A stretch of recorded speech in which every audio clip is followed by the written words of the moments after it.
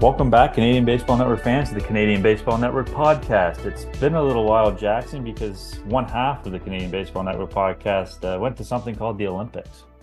Yeah, it's been a busy month or so. Glad to be back covering Canadians in baseball. Had a lot of fun though, working the Olympics at CBC and back to the grind here with you, Matt. Lots has happened in the baseball world, obviously, since the last time we spoke. So glad to be back to it. Yeah, so before we get to baseball, I want to talk a little bit about the Olympics. Tell us a little bit about what you were doing there. I mean, I know I somewhat understand it from stuff you've told me, but I don't know you were helping produce. Is that correct? Yeah, I was lucky enough to work on Scott Russell's last show on the Olympics, his last Olympic show with CBC on Bell Paris Prime. So I was helping to create and to produce deliverables such as historical drop-ins. For example, if you watched the men's 4x100 relay, when Ron McLean and Donovan Bailey talked about the relay in 96, they watched a clip of them, Canada, winning the relay in 1996 in Atlanta. I cut that clip and pushed it to the correct people. And so that's just a little sample of what I did. I created some bumpers and some montages and just stuff to add to the show and supplement the show. I had a lot of fun. Again, it's one thing I enjoyed is you're covering different Canadians in different sports every day. One day I was cutting a boxing highlight for Wyatt Sanford. Another day I'm cutting a Summer Macintosh gold medal pack. So a little bit of everything. Variety is the spice of life, as they say.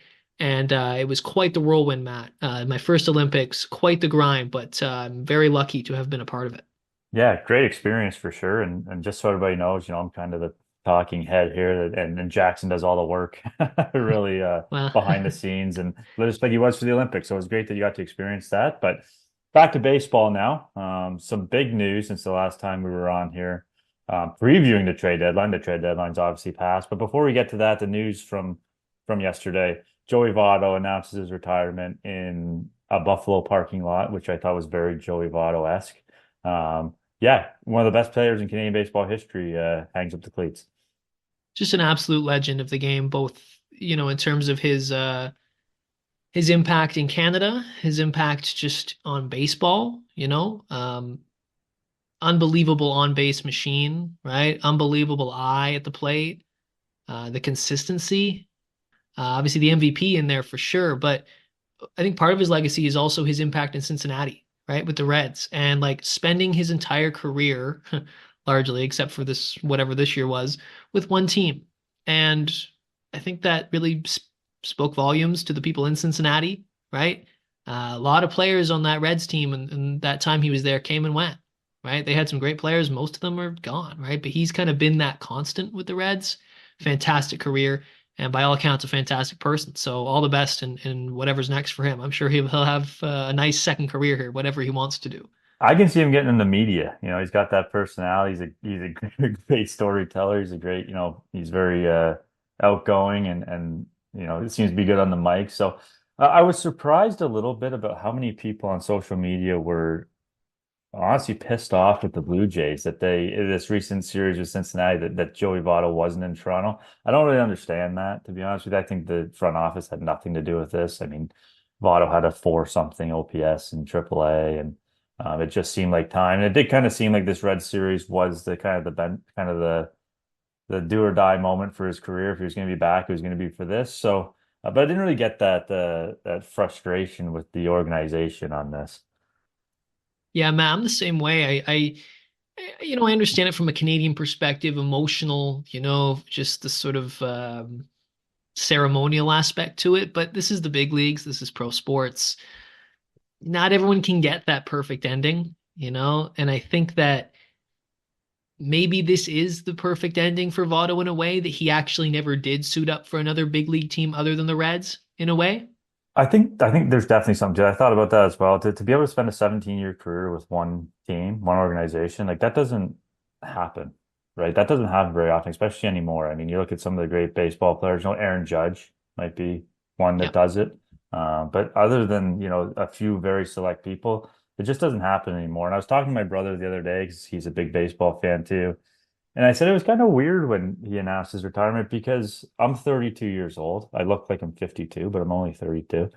And I was trying to think of great players that I saw their entire careers. I thought of Derek Jeter. He debuted in '95. I wasn't exactly a big baseball fan at 3 years old yet. Knowing at least what I was looking at as I was watching. Guys like that, Roger Clemens, Barry Bonds, regardless of what you think of those guys, those are kind of the greats that I think of that I've watched in my lifetime. But Votto debuted in 2007, retired into 2014. I got to watch his entire career and really appreciate it, which is it's kind of a weird feeling when you watch a guy's entire career like that, especially being Canadian. But it was kind of special, but it did feel a little bit weird that that was the case. It's like it's how a lot of people are going to feel when someone like in basketball, LeBron James retires, right? Yep. Obviously, different in terms of legacy in sports and stuff, but just talking, yeah, you're right. Like you've been watching him your whole life, and I think a lot of people feel that way, especially in Canada, right? Because we've known about Votto for a long time in Canada. He was especially kind of when he was in his prime, winning the MVP and being such a monster at the plate. Remember, the Jays weren't very good, right? They had a couple nice stars, that was sort of the Bautista era and stuff like that. But largely speaking, it's not like the Jays were this powerhouse and then Votto was, oh yeah, a great Canadian in Cincinnati. The focus, I think, for a lot of Canadian baseball fans was on Joey Votto, right? And yeah, other guys like Morneau and whatnot. But yeah, I think a huge impact, Matt, on Canadian baseball fans because yeah, just that longevity. It's impressive, to And be able to spend all that time with one team. And of course it would have been nice to see him, come up and play against the Reds wearing the Blue Jays jersey, right? Getting to play at Rogers Center just down the street from Mimico, right, where he grew up. It would have been phenomenal, but I think too, you talked about it, the 489 OPS or whatever he had in AAA, he was cooked. He knew it, right? I don't think he used those terms, but he knew that he couldn't. He's not going to come up and he's not going to be interested in some sort of ceremonial free opportunity, right? He wanted to earn his way up. He wanted to contribute to the team. He mentioned when he was had his ankle injury, he was watching the Jays every day, looking for ways to fit in, right? Looking for how he could fit in on this team. Just didn't work out. I think part of that was the team, obviously, what's happened with them on the field and what's happened with him and his ankle and just not being able to get going. It's a tough way maybe for Canadians to see him go, but to end on your own terms, Matt, I think that there's also sort of maybe a pride he can take and that he tried his best to come back.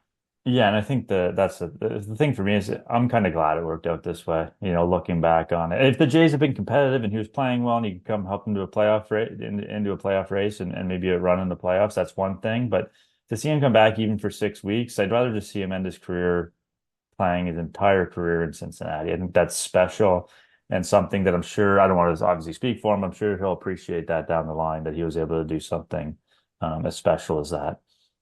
Yeah, and it was nice too for him to be able to come up to Rogers Center, come up to Toronto in that last game of that Red series in order to talk to some of his old friends on that team, right? Some of the writers and things like that. Sort of a nice little way to wrap things up. Even though he couldn't play against them on the field, at least he still had that moment with them and was able to retire. So all the best to Votto for what was an incredible career. We could certainly have the Hall of Fame debate. I'm sure both you and I think he should probably get in. We'll see how that goes, right? You never know with the Hall of Fame voting and stuff, but I think he's got a real good chance. Yeah, you will find out in, well, maybe not 5 years, but he's on the ballot in five. I think 2029 is when he first goes on the ballot. Is he a first ballot Hall of Famer? I don't know. I think he is a Hall of Famer. And I'm not just saying that because he's Canadian, but he's going to go in wearing a Reds cap. And I think the Reds will honor him at some point in the near future. Maybe not this season, but maybe next year. And that'll be special as well. But yeah, just a great career.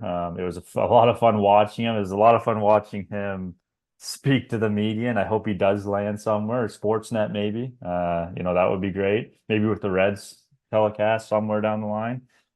Would certainly he will certainly add something to some organization if he chooses to do so. And what he's done for Canadian baseball, right? As a hitter, but also just on and off the field representing, like he's been a big part of the community in Cincinnati. That's a huge part of his legacy there throughout his time there. Obviously, kind of recently, sort of his fun TikToks and things he's been doing to show off more of his personality online. But in general, sort of being a very good person, one of the great people in the game. Such a great way to represent Canada. And a machine at the plate, by the way. Like the on base percentage, I think it was 9 seasons over 400 or something like that. Is crazy. Obviously the MVP, but just a monster on the field in his prime.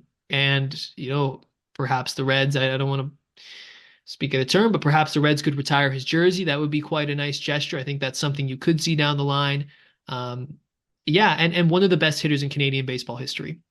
Yeah, for sure. And yeah, that's all you can really say. One of the best players in Canadian baseball history. So to wrap up on some that sad news, we'll kind of pivot here to some frustrating news, maybe. I don't know. This Toronto Blue Jays season, I don't know what I there's some words that people will probably describe it that I can't say on air, but the trade deadline is come and gone, and we now know the direction of this team at least until the end of September or the end of the season.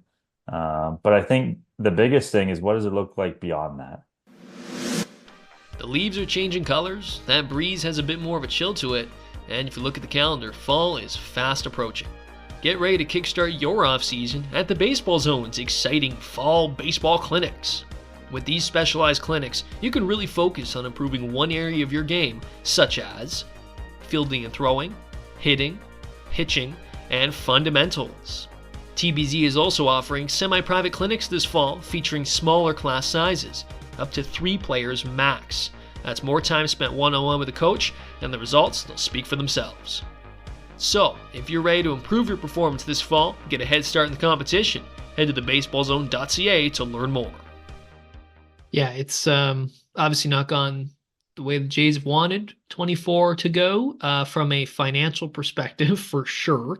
From a on-field perspective, I would say also, Matt, from a prospect development side too. They've had a lot of big injuries this year, right? Ricky Tiedemann, Barriera in the minors, just a couple off the top of my head. Obviously, Orelvis Martinez with his suspension. So not only have you had kind of the big league club faltering, but also some of your hopeful, up and coming, high end blue chip prospects also not being able to play. Right? You need those guys to be playing. That's how development works. So it's been a really crappy year on multiple fronts. And I think now, after the deadline, right, with the deals they made, moving the veterans out, the expiring veterans, you now have this sort of fresh, futuristic team that you can tell, you can see there's sort of bits and pieces of this club now with guys like Will Wagner and Spencer Horwitz and Joey Loperfido joining the mix. And how will they factor into 2025 and beyond is now the question. I remember in, 2018, 2019, guys like Teoscar Hernandez were getting a lot of run, Lourdes Gurriel, a couple other guys in the mix that didn't quite work out. But I remember, with Teoscar, it was, hey, big power, lots of strikeouts. He's going to need some opportunity and some time to figure it out. Well, they were able to give it to him. And then when they were ready to compete, he had already had a number of ABs and was had ironed out some of the deficiencies in his game. I liken it to what we're seeing here. Obviously, these are different types of hitters, right? A lot less power overall. But I think these are, in many ways, Matt, these are younger players with, I think a lot of upside, and they're they differ, they're different. You have some more pitchers as well in the mix now, which they really need, all right? As we can see from some of the games recently, they really need some pitching next year. And I think it's just fresh, Matt. It's how I would describe this hopefully August and September, but yeah, a really rocky season overall. Yeah, I love seeing these guys get some run. And the thing about baseball is you have to give guys run. I mean, you look at a guy like David Schneider, he came up, lit the world on fire last year. Now he's struggling his first full big league season about to come to an end. That's why I don't love the direction. I don't, to be honest, and we have a whole off season to go. So, this is with that in mind, I don't see a path to this team competing in 2025. That's why I think they should have done more at the deadline, if I'm being honest. I think, some of these aging pitchers, not that they're not going to help you next year, because they very well could, but what is the plan going into 2025? If the plan is to kind of run it back, Bo, Vladdy, which it appears to be adding the offseason, what the hell does 2026 look like if you can't lock some of those guys up? Yeah, it's a really tricky spot they're in because looking to 25 with the sense of we're going to be a playoff team, Or is it we're going to try to win, we think we could win 80 to 85 games, and if things go well, we could win 90 to 92 games, you know? But what's the point of either of those situations? Like if Yeah, you're not going to contend for a World Series at this point, like what are you doing? Like are you going to go out and get Juan Soto in the offseason? I'm not banking no. my money on that. Like there's some very nice free agents this offseason for sure, but you have Gosman, you have Bassett, you have Barrios all over 30. I think Bassett's going to be 35, Gosman's 33 or 34. The bullpen's a mess, which can be pieced together. Bullpens year to year can go either way. As we've seen. But you have holes all over the diamond, in my opinion. You need a starting catcher. Alejandro Kirk is not a starting catcher. You need a third baseman. They're now trying to push Vladdy over to third. But like, you need an outfielder. Dalton Varsho's a bottom three hitter in the lineup. We've seen that now for 2 years. He's hitting 202 or whatever he is at the current moment. That you just can't have that in the heart of your lineup. It just can't happen. Spencer Horwitz is probably going to get a lot of run at second base. I'm okay with that. But it's not a contending. I just don't see a path to being a contending team. I like some of the pieces they brought in, the Loperfido, the Wagner's has really good bat to ball skills. There's some upside there, but you just gotta let these guys run with it a little bit, I think, and move some of your big league assets to bolster that next core that's coming up. I think they should lock up Vladdy. I know we're going to talk about that later. Bo seems halfway out the door at this point.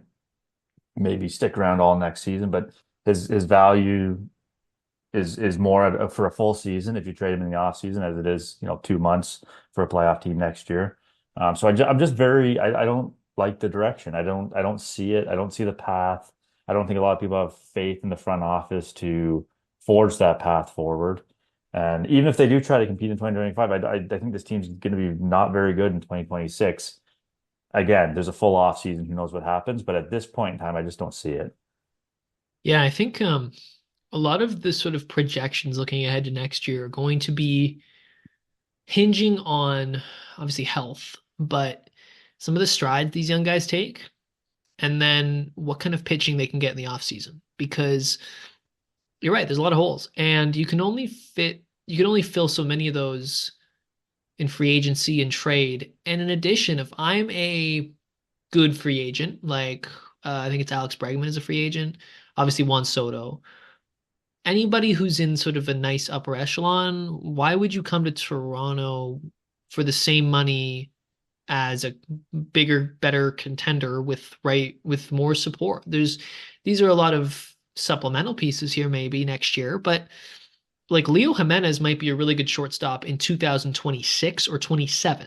Same with Joey Loperfido as a nice corner outfielder by 26, by 27. Are they going to be ready to go next year? Right? Like you said. You have to give them the run at the big league level, some of Yeah. these guys. Like you have to, 2 months isn't enough for Leo Jimenez to know what you have. What's No. 60 games, 70 games, you get 300 at bats. Like that's not enough. Like Especially with the it's gap right now between AAA and the bigs in terms of pitching. If you're a pitcher who can throw 100, you're not sitting around in AAA, right? You're going to the bigs because they need to use your arm before it blows up, right?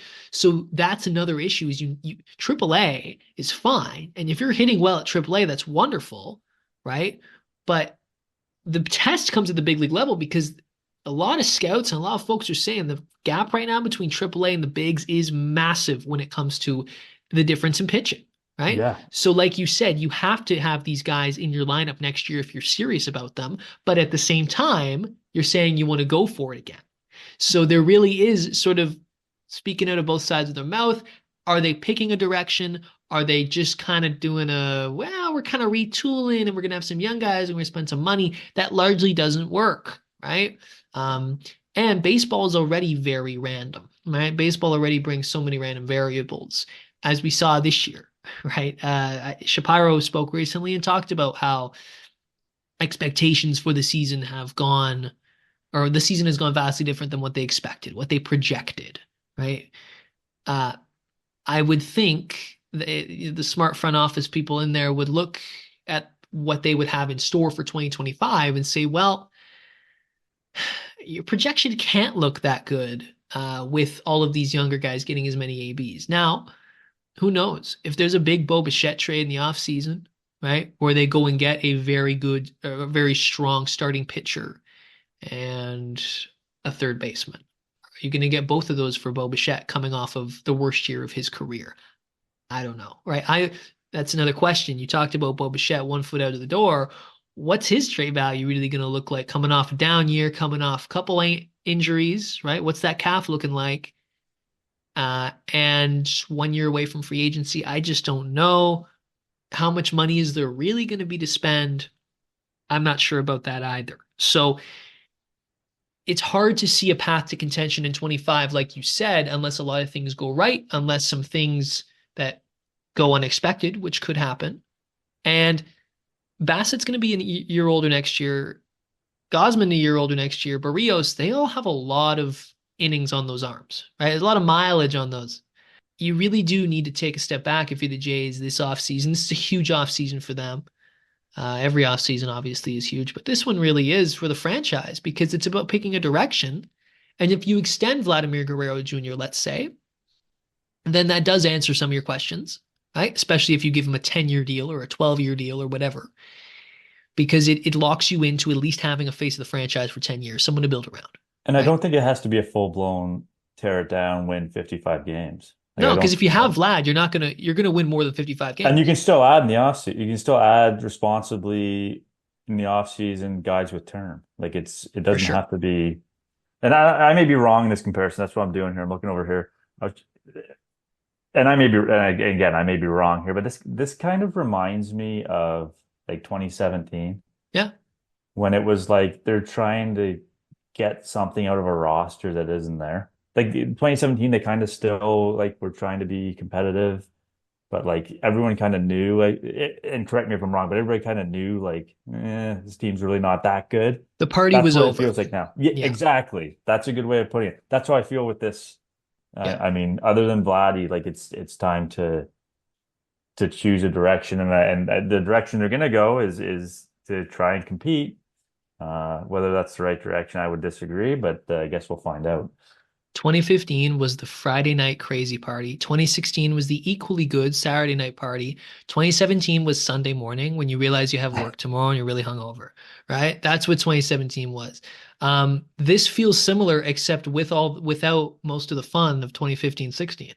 I agree with you there. And so that's why it's confusing right now and hard to see, especially because you can't expect all these young pieces to A, work out and B, work out for next season, right? They're going to need a lot of time. You talked about Davis Schneider. He's a great example. He lit the league on fire for a month last year.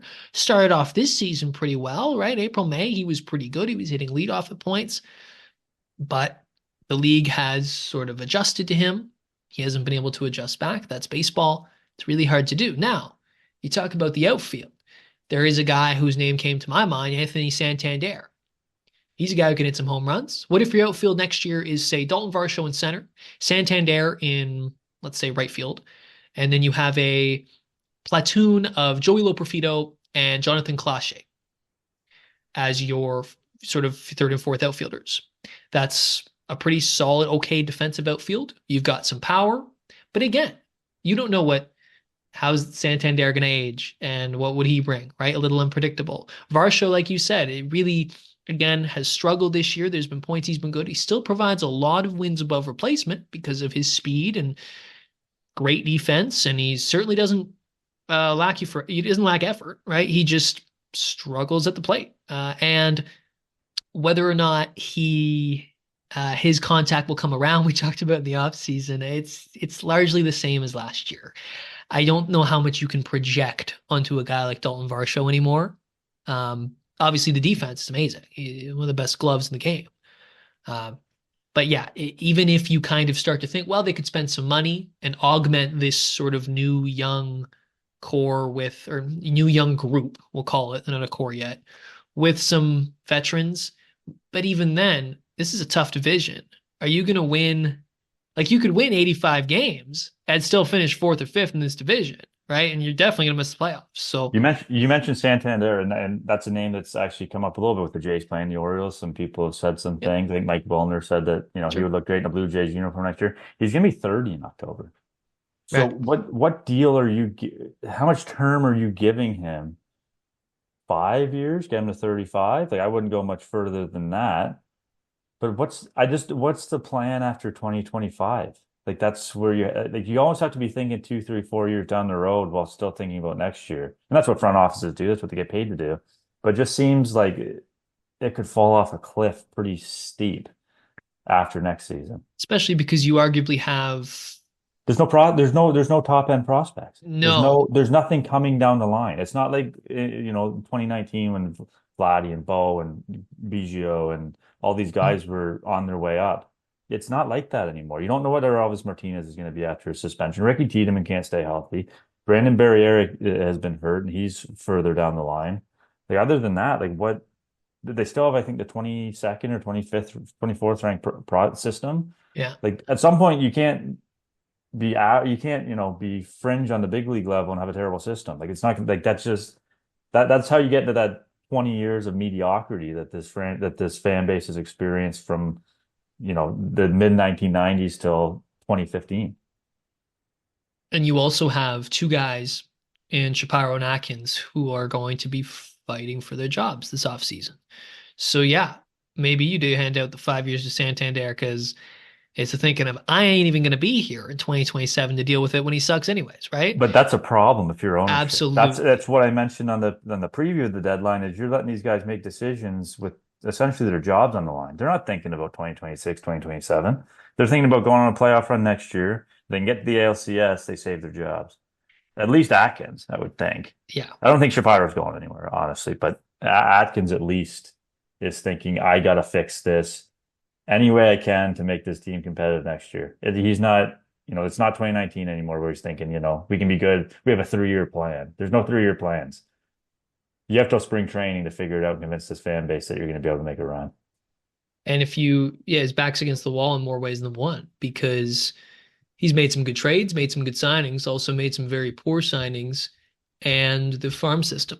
The player development has been so poor. And that has, again, we talked about in our trade deadline preview, that's again what has come up in all this is while they have sort of refreshed their farm system between the draft and the trade deadline, right? Revitalized their system. It's still not in a position where in 25 it's going to be bearing a ton of fruit, especially on the pitching side. There's a lot of intrigue now and there's more depth, especially on the position player side. A lot of them are at the big league level right now. But do you trade from that group now and kind of flip up and move one or two of those guys for something else? I don't know, right? You have a lot of raw talent in there, guys that aren't going to be ready next year. So, if this was a top 10 farm system, I don't think we're having this conversation. I think you say, yeah, you can go for it next year. Yeah, it's more like Baltimore. Yeah, because there's something, and we've talked about this, but Baltimore, the Cubs back in the day, they hit on a lot of their draft picks, which not everyone can do. But if this was a top 10 farm system, you knew okay, we might be bad for a few seasons if we really push our chips in next year, but there's something there on the minor league side. I don't see much on the minor league side, and you have the worst thing that could happen is you fall out of the race next year, and you got to ship, a down Bassett, a down Gosman, a down Bichette at the deadline, and you don't get as much as you could have at this past deadline or this offseason. If they're they're dangerously close to just what are you as a franchise? Not even just as as a team year to year, right? If things like Vladdy leaving obviously would destroy kind of I think a lot of things with this franchise, both not destroy, but really harm relationships with the fan base, obviously ticket sales. But to me, Vladimir Guerrero Jr. now is so, so, so important to this club in more ways than one because of what we're talking about, because there isn't a savior on the horizon. He is the savior. He needs to be the savior. If this team is good next year, it's because, and I know crazier things have happened, and maybe we'll pull up this clip next year, but if this team is good next year, it's because Vladimir Guerrero Jr. is doing what he's been doing lately post All-Star break, or maybe not quite that, but that ilk, a very, very, very strong season, an MVP type season where he is an aircraft carrier. That is the way that this team competes. And also a bunch of other things. They also need to rebuild their bullpen and get a starting catcher and figure out what they're doing in the back end of the rotation. And can Bassett and Gosman and Barrios shoulder a big load again? So yes, there's a lot of mystery. There's a lack of how can you really be confident about next year when it seems that they're still kind of trying to sit on both sides of the fence? Here's the thing with the Vladdy. I was listening to Blair and Barker, it was last week. So it was in the 25 games, and since the All-Star break with Vladdy's really heated up, they were 13 and 12. There a 500 team with Vladdy doing that as it stands. Now, obviously, they're going to try to add if they think they can compete. But Bichette, from all indications, has no interest in return. Like, I don't get it. I don't get this direction. I think like you said, sitting on the fence and hoping that you fall to the right side. I think the 25 thing is them just trying maybe also to hope that fans don't lose too much. The reality is it's a business, it's an entertainment business. You need to do your best to keep fans interested and fans watching the product, right? So the idea is, well, take a look at some of these young kids. They're going to be around next year to help us win.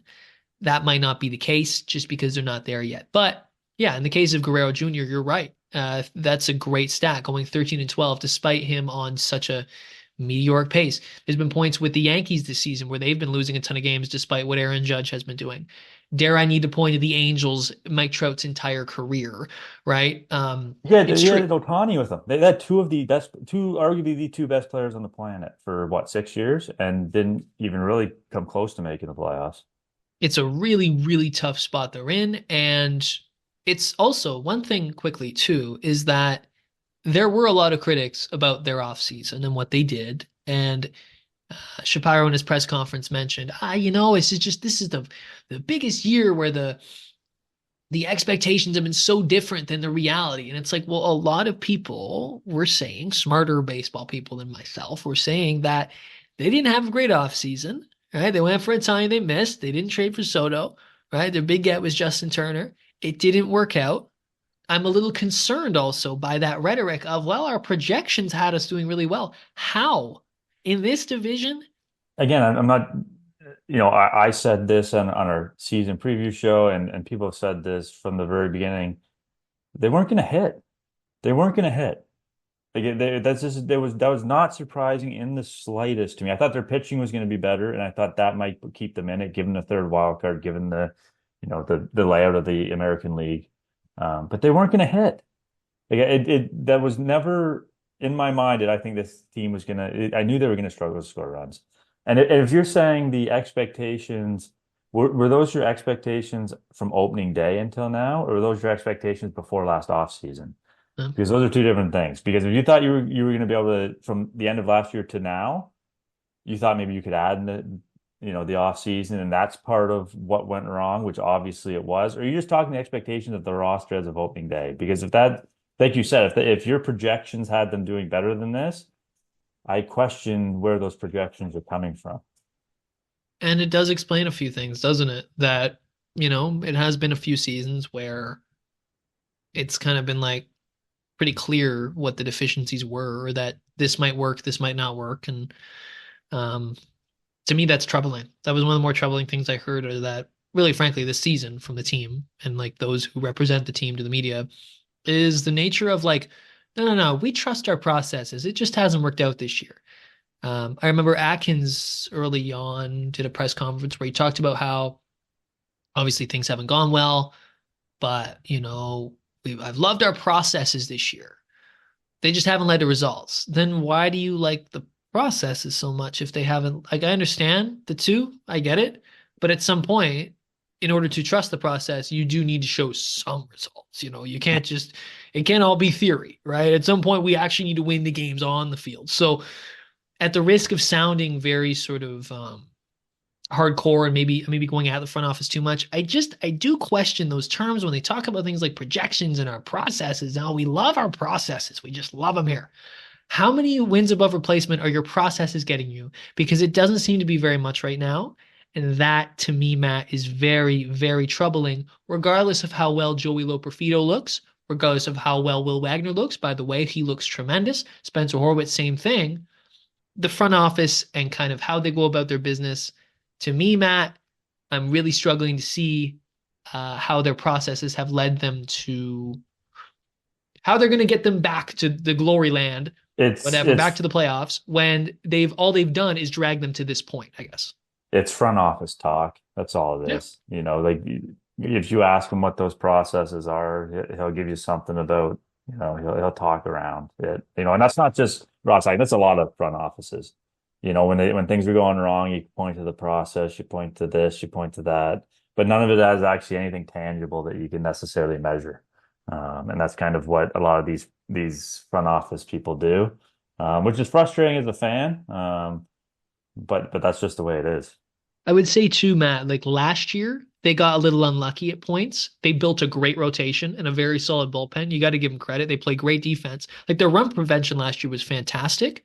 Um, and you'd think that maybe a Matt Chapman would be able to deliver a little more than he did last year. You wanted more from Vladdy, obviously. There were a couple other underachievers in that lineup. But I could see what they were doing more last year, right? And they still made the playoffs, right? They were a very good team last year. And if things had broken right for them and maybe one or two players do get hot in the fall, then the narrative around that team and how things ended does change a lot. This year, you know, I'm not at all, obviously, things have gone so poorly that you can't even begin to entertain the fact that they got unlucky. Um, I I guess it just comes back to that like on one hand, I want to give them credit. I think it was the GM of the Mariners who said a couple years ago that all they're trying to do is win 54% of our games. Right? If we over a 5 or 10 year period can win 54% of our games, then we're doing our job. And obviously, Who talks like that? no kidding, he talks like a robot. What a ridiculous thing to say to fans after you've lost. How do you how does that, why the hell would you ever say that? But beyond all that, it does illustrate some common front office thinking. And I bet you in a candid moment, Shapiro and Atkins would say something somewhat similar to that their goal over to be sustained success, right? It's all about, the long term. And if we can win 54% of our games, then that's going to give us this percentage chance to get into the playoffs. And everybody knows in the playoffs, it's a crapshoot. Yes, except it's a really hard thing for a fan to wrap their head around that you're just going to be okay with winning less than 50% of your games one year because, well, it's the averages still work out or whatever. Well, we won 60 last year. Like, no one cared. What have you done for me lately? That's unfortunately that's the way. And I agree. Like, sustained success. Yes, that's absolutely what a front office is going for. That makes sense. But what have you done for me lately? Yeah. They're how many games under 500 at this point? 8 games under 500. That's all this fan base. Unless you win a World Series, you're pretty sure. Like, if you're the Texas Rangers, okay, like you can chew on a bad year here and you can come back to spring training in 2025 and you go from there. This team hasn't done that. This team hasn't won a playoff series since 2016. So, the Yeah. fans don't, and that's another thing is the recency bias. Now I've heard people talking about, oh, well, can Alejandro Kirk be a starting catcher? 2 months ago, we were talking about how Alejandro Kirk, it may not be a big league hitter. Yeah. It drives me crazy. And that's kind of the fans have that same mindset as far as, they could be, a great team this year and just underperforming. And you'd hear, certain commentary around it. But I don't know. There's a long way to go here heading into the off season. Yeah. And so it's really difficult to see a path to 25 being a year where they go on and win 90 games, especially in this division. Crazier things have happened, I suppose, right? Maybe they make some big signings and they make some big trades and all of a sudden and luck breaks their way health wise and a couple of these young guys are able to sort of build on this, right? Getting this run, guys like Barger and Horwitz and Loperfido and Wagner. But that's a lot of ifs. That's a lot of like, this needs to go right for you in order for this to happen. And that's largely what people who are covering the team are saying as well. So I'll ask you a question. What does this team need ahead of February 2025 to make you think that they're a contender? Well, I think first of all, you need a closer. If Jordan Romano is not, you got to figure out your pitching staff, like in more ways than one. Is Yariel Rodriguez a starter? Is he in the bullpen? Is he a swingman? What is he? You need health. So you're going to need more pitching depth than what you have, and it's not even close, right? You're not getting Manoah back until midsummer, if you do, right? Tiedemann, same thing, right? So you've got a ton of gaps on the pitching side, both bullpen and starter, and you can't spend money to solve them all, right? So you're going to need Jake Bloss to be good, right? You're going to need another nice story, a couple nice stories to come out of the system that you can stick in your bullpen. You're going to need some health. Chad Green, if he comes back, that's great. As we've seen in bullpens this year alone, replicating success as a reliever is a very daunting task, and only the greats can do it. And relievers can repeat their success year over year. That's why they are elite, right? There's only so many of them, and they get paid a lot of money.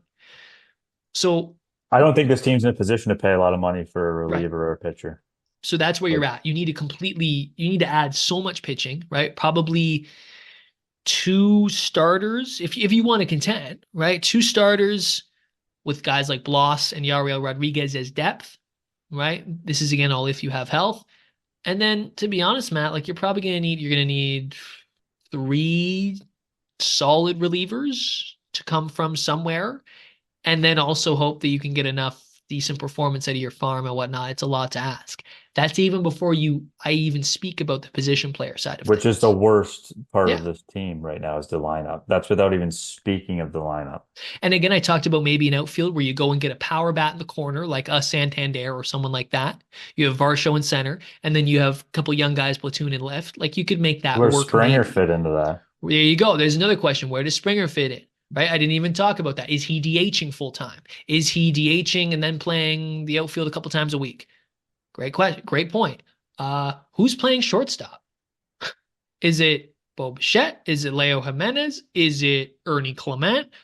That is a big part of determining a little bit what your season's going to look like. And then, yeah, what are you doing with catcher? Right? Catcher is a tough position to fill.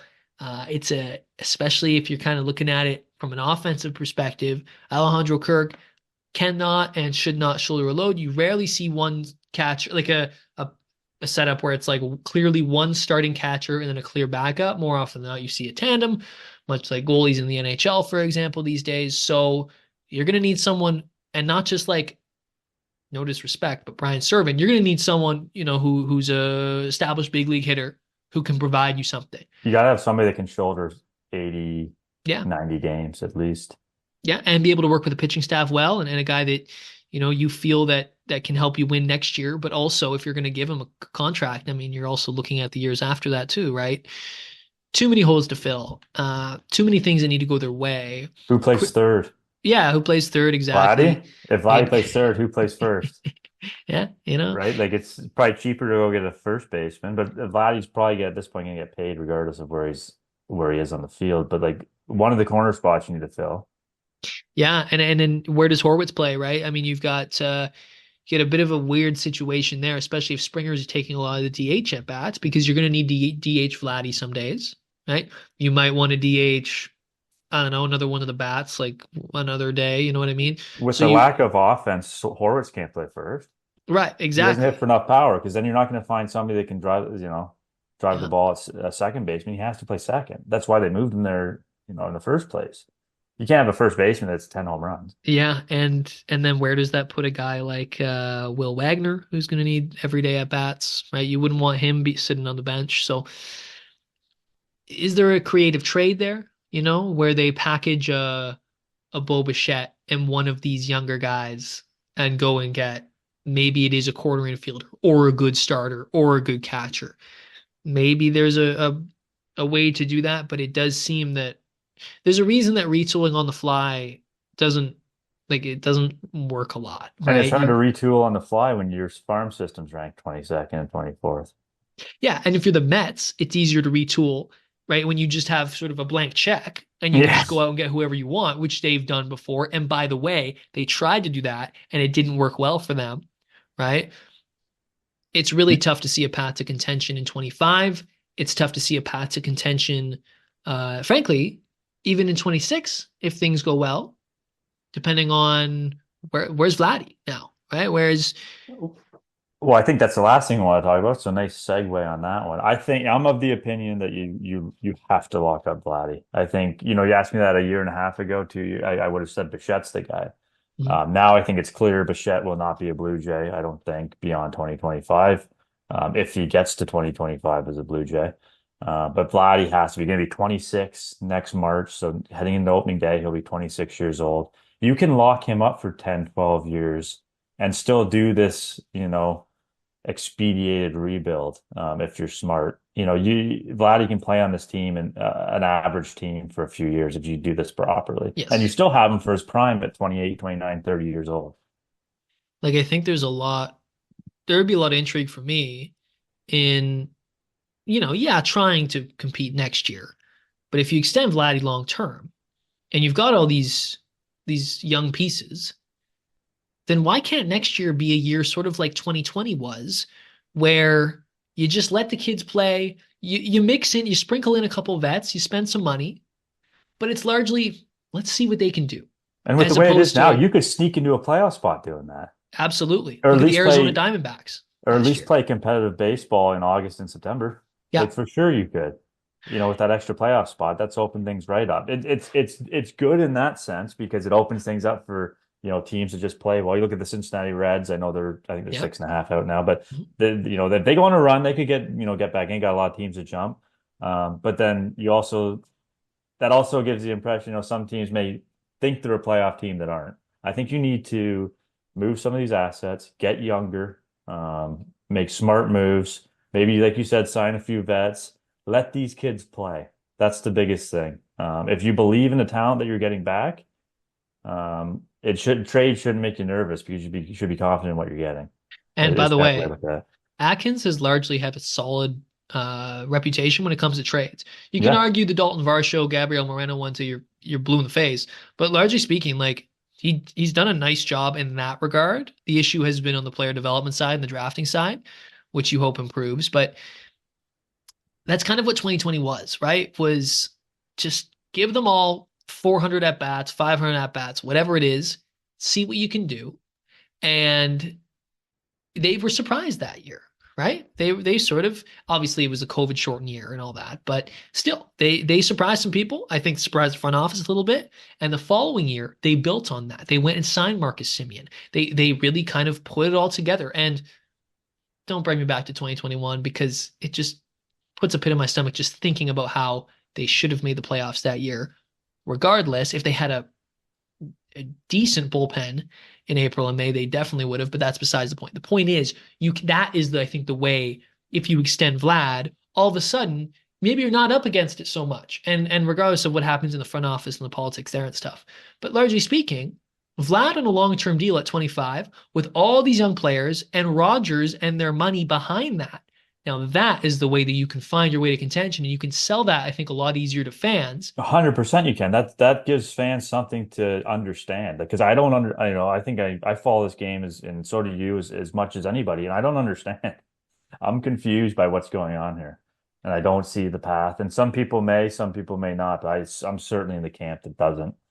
You can see too, sort of, if you look around Major League Baseball and some of these other teams, like in a couple of years, you never know how things go. You never know which teams will surprise and which teams will falter. I remember when the White Sox amassed all that talent. You remember that when they had like so much talent because they had moved Chris Sale and a number of other guys. They had the Moncada, they had Robert, they had yeah, Eloy Jimenez, they were stacked with talent. Giolito, they had so many guys who looked promising. Kopech. Yeah, Kopech. And while some of those players have worked out well, right? Like Kopech's, he became a solid arm. Eloy Jimenez has had a nice little career renaissance with Baltimore lately. Luis Robert's a franchise center fielder, and they're a big market club, although they don't spend money like a big market club. It still didn't work out, right? They did make a couple play, they did win some divisions, they did do some things, but ultimately it crashed and burned anyways, right? You look at a team like Baltimore. Yes, it's worked out for them. They have not won a World Series yet. So let's even a team like the Yankees. I remember when they had Gary Sanchez and Aaron Judge and a number of other guys in the mix. Right now, it really is just Judge and Soto, and the rest of that lineup is nah, Yeah. right? So you just never know how things are going to go. But if we do get into sort of the talking about a Vladdy contract, I think one thing that we do probably know is that while Vladdy isn't going to play with he's not going to have a 1200 OPS, he's a guy who the talent's still there. And the ability to make adjustments, that's what makes players elite. He was amazing in 21. He struggled, right, to live up to that in 22, but especially in 2023. Still wasn't a bad player though. Absolutely. Still a very good major league player all the way, still in his early 20s at that point, by the way. Now he's still just 25, the same age as some of these, we call them young players coming up, right? Will Wagner's 26. Yeah, he's young. Imagine how good Vladdy's going to be when he's Will Wagner's age, right? It's like this whole thing where you have this phenomenal player, and we forget how young he is, and that like Aaron Judge had, I think, didn't even debut until he was 25 or 26, right? So it's pretty crazy to think about it that way. What does a contract for him look like? I think you probably start with the Rafael Devers deal, which was, I think, 10 years and $313.5 million. I think that's probably what Vladdy's going to be looking at. And I think the Jays will be looking at the Miguel Cabrera contract, which was 8 years at about 250. Okay. And then you try to find a gap. Is he Miguel Cabrera? Absolutely not. Right? Miguel Cabrera was a machine, right? But could Vladdy get to 500 home runs one day? He could, right? If he's healthy, he had such a good start. So it's not out of the realm of possibility. Somewhere between 250 and 330, And which I was, I try to think, what stick Harper got. around. I think I try to stick around the 10 years, which might be a sticking point. That gets him to his age 36 season. Yeah. You may have to go 12. You may have to bite the bullet and go 12. But yeah, I think the number starts with a 3. I think that Devers comparison is probably close to what you're looking at. And that's just what it costs. That's just the cost of doing business now. Like it, look at all these guys. Soto, someone mentioned the other day, is Soto going to get 500? Maybe. We'll Like see. he's young too. How old is he? Yeah. He's 26, 25 or 26. Like, does he get 12 years, 500? Maybe. Like these contracts are only going to start going up. In the case of Juan Soto, he is a generational, freakish left-handed bat. Uh, but yeah, 500 million for a guy who's going to be a DH not sooner than later is pretty crazy. Now, again, like there's like Albert Pujols, like there's guys who are freakish with the bat, and you do not care at all about what they do with their glove. I totally get it. My point is, you're not getting Juan Soto for the Jays, but yeah, like he's going to get 400 to 500 million dollars probably. I would expect that for sure. And you could give him 10 to 12 years. Same thing with Vlad. Obviously, not as much money. I was looking at Pujols' deal because it is interesting, but I mean, obviously, there's no comparison between Pujols and Vladdy as players, but his contract was interesting. It was 10 years at 254, but it did feel like the AAV, like they gave him 10 years at age 32, which was such an Angels thing to do. But it was a prolonged contract to lower the AAV, right? Much like Bryce Harper's deal, which I think is like 13 years at 330. Yeah. I could see something like that too, where you know that the last couple years are going to suck, and maybe there's some options and whatnot in there, some mutual options, things like that. But you try to get that AAV down. I'm not sure. I think that, do the math. 10 years at 320 million is $32 million a year. That's a lot to pay a first baseman, but if he is giving you the level of production of some of these other guys we're talking about, right, or close to it, then it does come into, like, I think a big one too, Matt, is Pete Alonso. Pete Alonso is up this offseason. I think he is maybe a great comp. Right-handed bat, power, very similar career numbers. I think he's a little older, but still, I think he would be he's had massive years before. Came up with the Mets, right? He's only played with one team. Do the Mets just give him a blank check situation? Much like the Red Sox did with Devers, much like the Tigers did with Miguel Cabrera, right? That would be a good fit for Vladdy. It seems That's like what good. should happen. That's going to be the one to watch, I think, is the Alonso. Just he's 29, so he is quite a bit older. Yeah.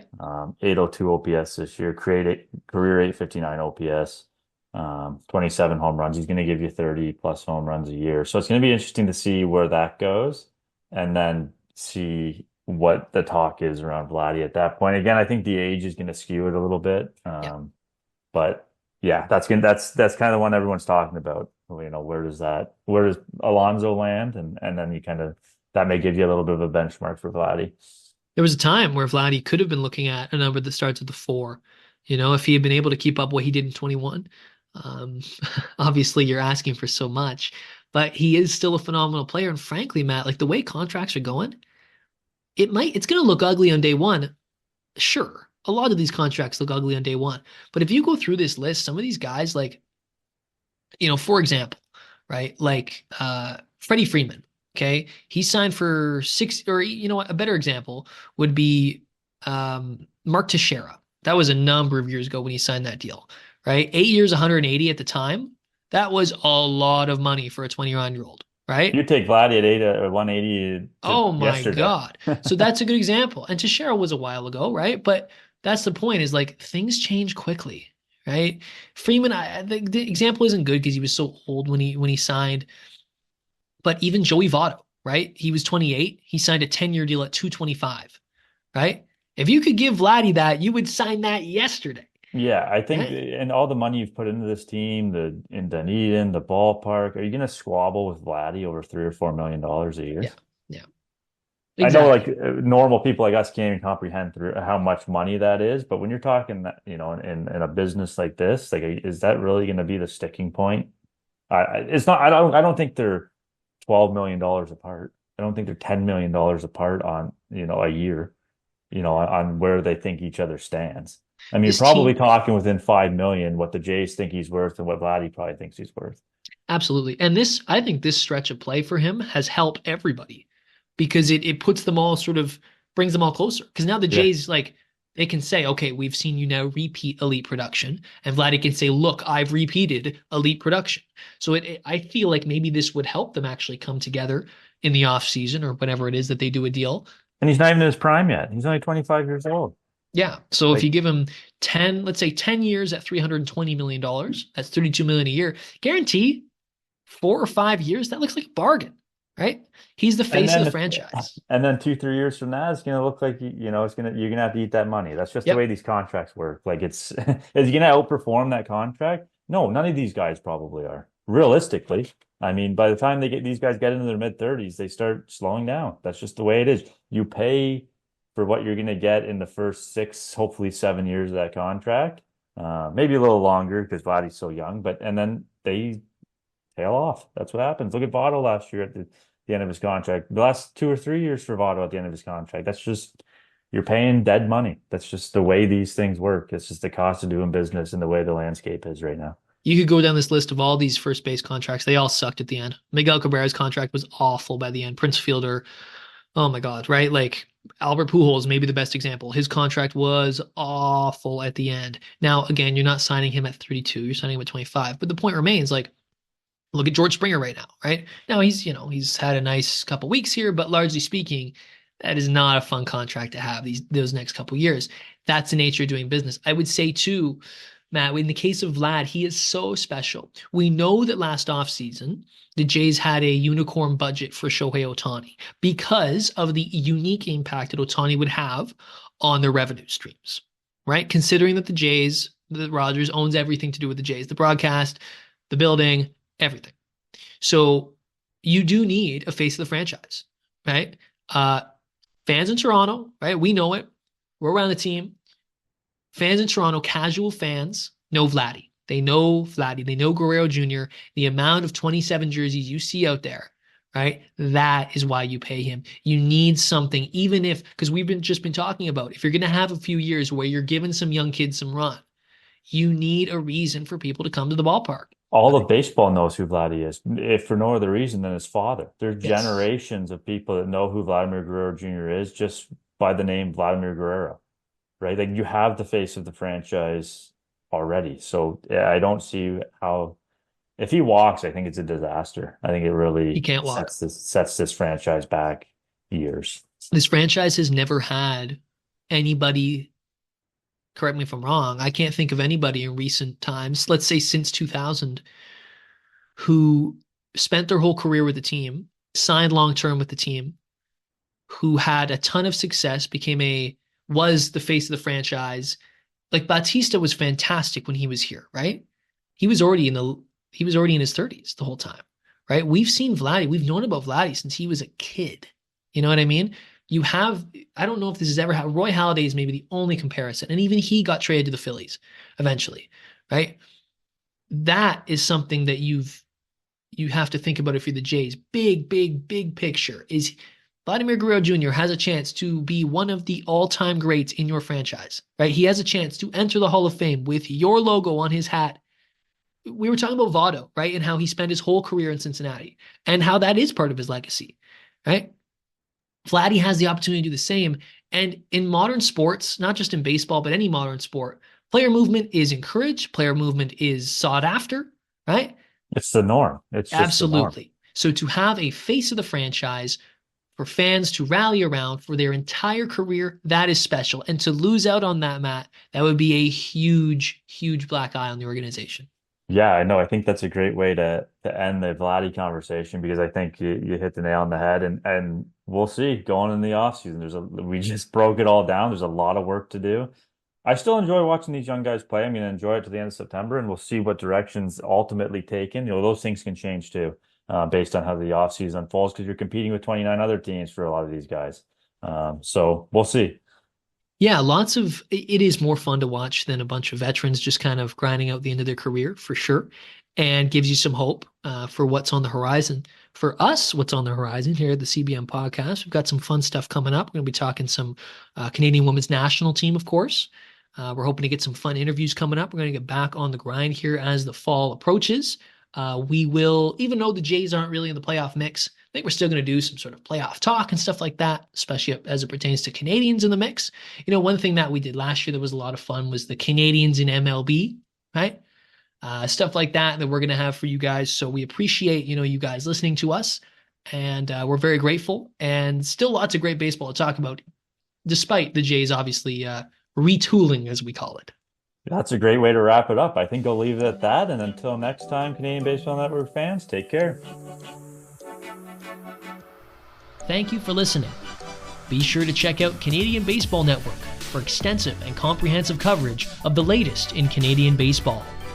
And The Baseball Zone, Canada's leading instructional baseball academy and training home to thousands of MLB pro, college, and youth baseball players.